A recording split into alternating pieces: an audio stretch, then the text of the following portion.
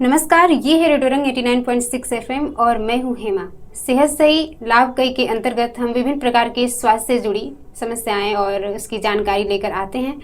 और आज हमारे बीच उपस्थित हैं गर्भवती महिला और शिशु के पोषण और उसको कौन कौन से टीका लगते हैं, उसका खान पान क्या होना चाहिए, इन सभी विषयों पर जानकारी देने के लिए उपस्थित हैं सोमनाथ पीएचसी की प्रभारी चिकित्सा। मैम नमस्कार, बहुत स्वागत है आपका। नमस्कार, आपका बहुत बहुत, आप लोग इनवाइट किए मुझे, इसके लिए बहुत बहुत धन्यवाद आपका, आपकी टीम का बहुत मैं आभारी हूँ। मैम अपने बारे में कुछ बता दीजिए। मैं डॉक्टर गरिमा सिंह, प्रभारी चिकित्सा अधिकारी सोमनाथ पे कार्यरत हूँ मैं जी। मैम हम आपसे जानना चाहेंगे कि ये नियमित टीकाकरण जो है ये क्या है और ये क्यों आवश्यक है इतना?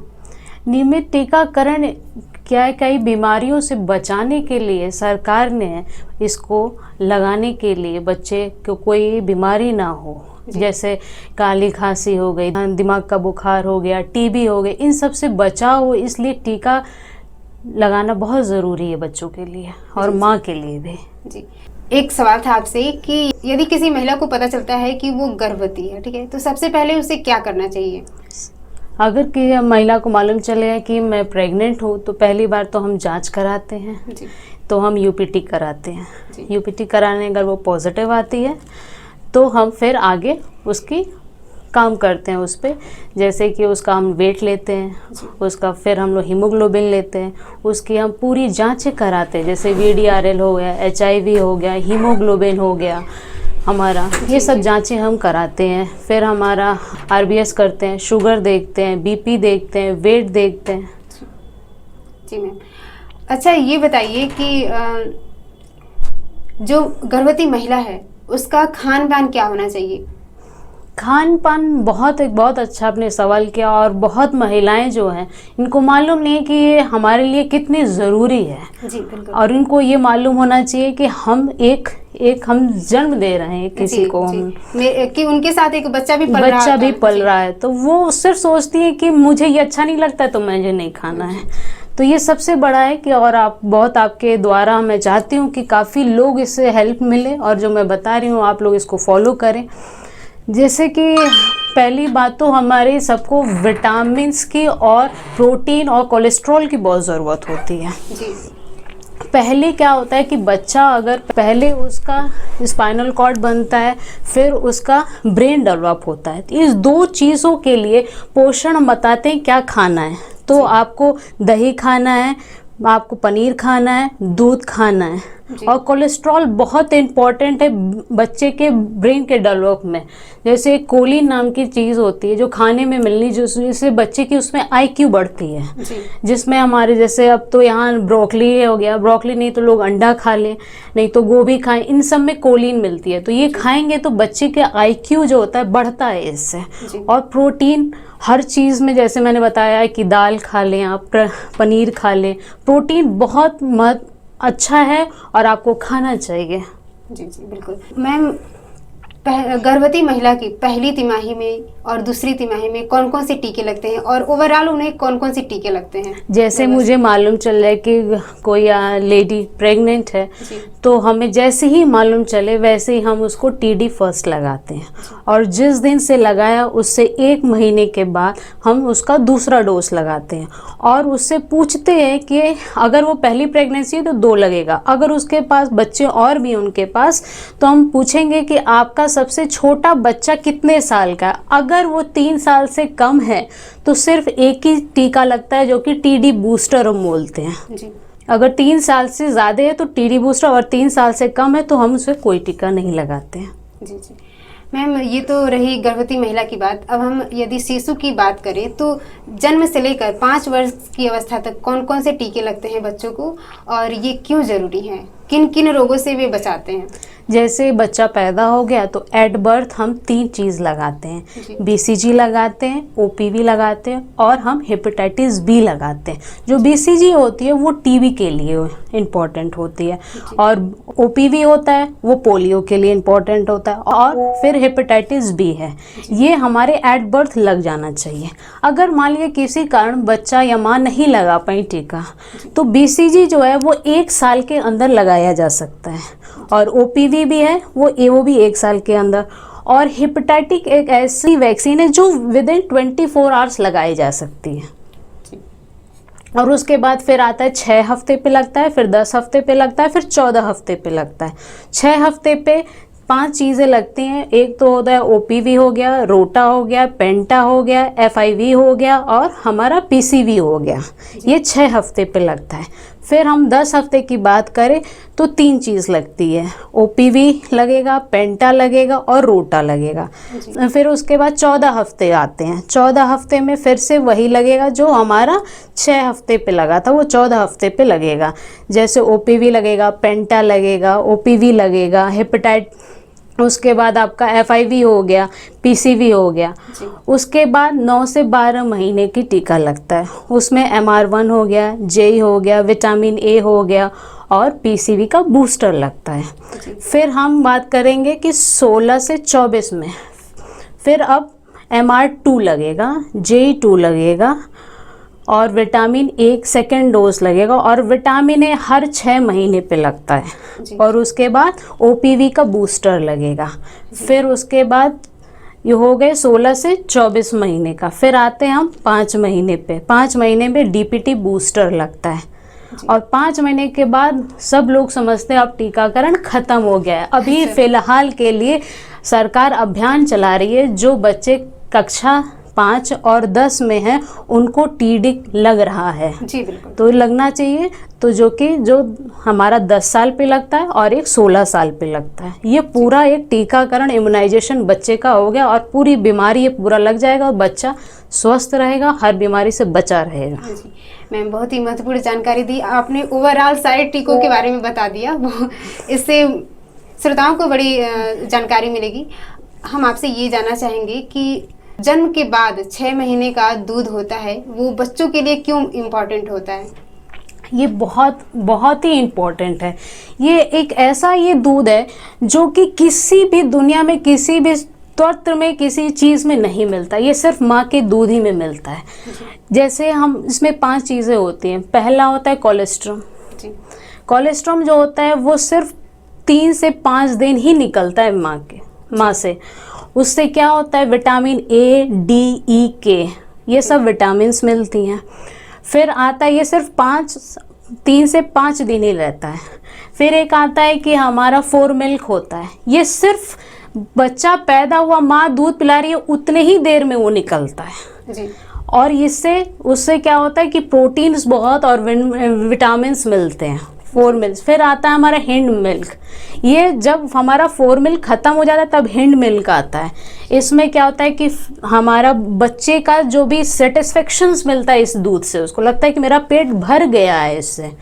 फिर हम कोलेस्ट्रॉम जो होता है, तो वह मैंने जैसे बताया कि विटामिन ए, डी, ई, के मिलता है, एंटीबॉडी से प्रोटेक्ट करता है और उसको इम्यूनिटी भी मिलती है, वो स्ट्रॉन्ग बनता है। फिर एक ट्रांजिशन मिल्क होता है जो कि एक पानी जैसा होता है। ये 2 हफ्ते तक ही, ये अगर हमारा कोलेस्ट्रॉम के बाद फिर हमारा ट्रांजिशन मिल्क आता है, ये 2 हफ्ते तक ही मिलता है, माँ के दूध में होता है। उसके बाद वो ख़त्म हो जाता है। फिर आता है मैच्योर मिल्क। तो सबकी अपनी इम्पोर्टेंस है। ये माँ को 6 हफ्ते बाद, वैसे तो कहा जाता है कि 2 साल तक पिलाना चाहिए। जी जी जी बिल्कुल, बहुत ही महत्वपूर्ण जानकारी दी आपने मैम। अच्छा, ये टीकाकरण के दौरान बच्चों को कुछ दवाएं भी दी जाती हैं क्या? कुछ ड्रॉप्स वगैरह दिए जाते हैं टीकाकरण के दौरान, कभी भी टीकाकरण? हाँ, तो एल्बेंडाजोल जो होता है वो मतलब देखते हैं कि कीड़ी की ये दवा होती है एल्बेंडाजोल, जो कि हम उसको देते हैं कि हर 6 महीने बाद बच्चे को दिया जाता है। अनीमिया ये प्रिवेंट कराता है। जी जी बिल्कुल। और कुछ ये पोलियो की दवा तो हमेशा होता ही रहता है। हाँ जी जी पोलियो, विटामिन, हाँ विटामिन ए हर 6 महीने बाद दिया जाता है इसको, और 5 साल तक दिया जाता है। जी जी बिल्कुल।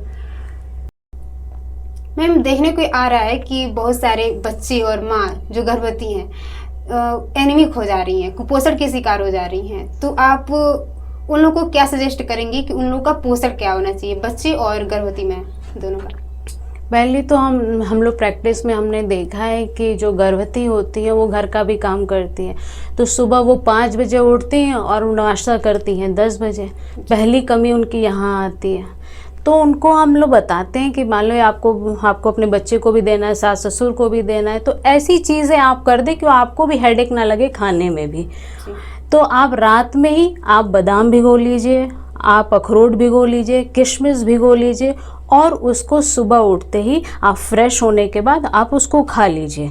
फिर थोड़ी देर बाद आप चना गुड़ खाइए। चना गुड़ बहुत अच्छा है, जितना चना रहेगा उतना ही गुड़ रहेगा, ज़्यादा नहीं खाना है, बहुत थोड़े अमाउंट में दो चम्मच आप चना खा लें और उतना ही आप गुड़ खाएं। अगर आप खा सकते तो चुकंदर भी खा सकते हैं, चुकंदर आप बॉईल करके खा लें, अनार खा लें।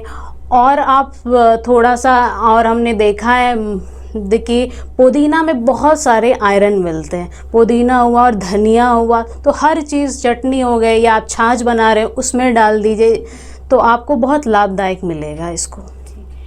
एक क्वेश्चन और रहेगा मैम आपसे कि ये परिवार नियोजन क्या है और ये क्यों ज़रूरी है? परिवार योजना इसलिए ज़रूरी है क्योंकि मालूम चल रहा है कि मतलब हर चीज़ गवर्नमेंट अधिकतर लोगों को, पब्लिक को मालूम नहीं है जी। ठीक है, तो इस चीज़ को देखने की ज़रूरत है।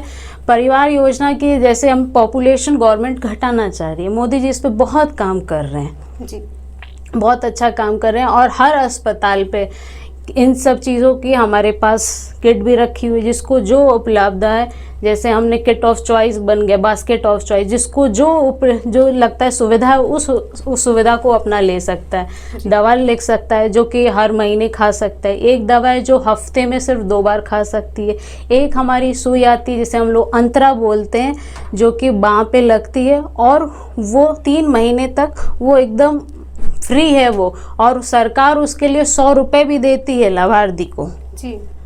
तो ये गवर्नमेंट बहुत ही अच्छी और बहुत अच्छा काम कर रही है हमारी। जैसे कि बहुत प्रोग्राम हमारे लोगों को मालूम नहीं, जो कि आपके द्वारा हम बताना चाहते हैं। बहुत प्रोग्राम्स हमारे मोदी जी ने चलाए हैं, जैसे प्रधानमंत्री मातृत्व योजना जो होती है, प्रधानमंत्री मातृ वंदना योजना। हाँ जी जी, उसमें क्या होता है कि वो 5,000 रुपये हमारे प्रधानमंत्री जी देते हैं जी। वो हुआ है कि वो इंस्टॉलेशन में मिलता है 5,000, पहले 1,000 मिलेगा जब उसका पंजीकरण हो जाएगा, फिर 2,000 मिलेगा जब उसका टीका और जांचें हमारी हो जाएंगी, तब उसको 2,000 मिलेगा, और फिर तीसरा उसको 2,000 मिलेगा जब वो 14 हफ्ते का टीकाकरण बच्चा होने के बाद लगा लिए, तब उसको 2,000 मिलेगा।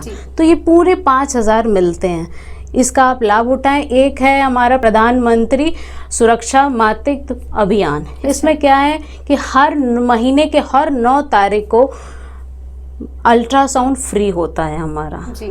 तो इसे लोग जाने और इसका आए हमारे अस्पताल पे, इसका लाभ उठाएं आप। जी जी बिल्कुल। यदि गर्भावस्था का पता चल जाता है तो उसका जो गर्भावस्था से और जन्म तक, उसके बाद तक भी जो भी अल्ट्रासाउंड है, टेस्ट है, दवाएं हैं, सारा चीज फ्री है, निःशुल्क है, एकदम निःशुल्क है। उसकी जांचें हैं, उसकी दवाइयाँ हैं, अल्ट्रासाउंड है, ये निःशुल्क है। इसमें इसको बोला गया जननी शिशु सुरक्षा योजना में ये आता है। इसमें हर चीज़, माँ अगर गर्भवती है तो उसके हर चीज़ निःशुल्क होती है। उसे दवा से लेकर हमारे एम्बुलेंस उसके घर जाती है, लेके आती है, छोड़ती है, फिर बच्चा पैदा हो जाता है, फिर उसकी पूरी देखभाल हमारी आशा दीदी करती है हमारी। तो उसकी दवाइयाँ, उसका मॉनिटर करना, कहीं ये कुपोषित बच्चा तो नहीं है, मेल न्यूट्रिशन तो नहीं है, उसका खान पान मिल रहा है कि नहीं मिल रहा है, दूध पी रहा है, माँ का दूध पी रहा है कि नहीं पी रहा है, माँ को दूध हो रहा है कि नहीं हो रहा है, ये सब चीज़ें हम लोग देखते हैं उसमें। बहुत ही अच्छी बातें बताई आपने, बहुत ही जानकारीपूर्ण बातें बताई मैम आपने। रेडियो रंग के माध्यम से श्रोताओं को क्या संदेश देना चाहेंगी टीकाकरण पर, नियमित टीकाकरण और माँ और गर्भवती महिला जो है उसके पोषण पर? पहली बात तो आप जब समय आपको एक किताब मिला होगा, एमसीपी कार्ड मिला होगा, आप जब भी आए उस किताब को लेके आएँ। इससे आपके बच्चे और आपको बीमारियों से दूर रखेगा। बहुत सारी बीमारियां हैं, बीमारियों के लिए हम ये वैक्सीन्स लगाते हैं।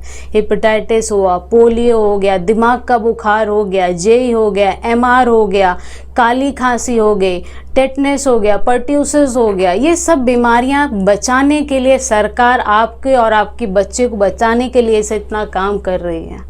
बहुत बहुत धन्यवाद मैम आपका आपका बहुत- हमारे स्टूडियो पे आने के लिए, अपना कीमती समय निकालकर बहुत बहुत धन्यवाद आपका। बहुत बहुत आप लोग का धन्यवाद, आपने हमें बुलाया, बहुत अच्छी बात है और इसका सब लोग लाभ उठाएं। हम तो यही चाहते हैं बहुत से बहुत ज़्यादा संख्या में आप लोग आएँ, अस्पताल के हर चीज़ का सुविधा का लाभ उठाएं आप।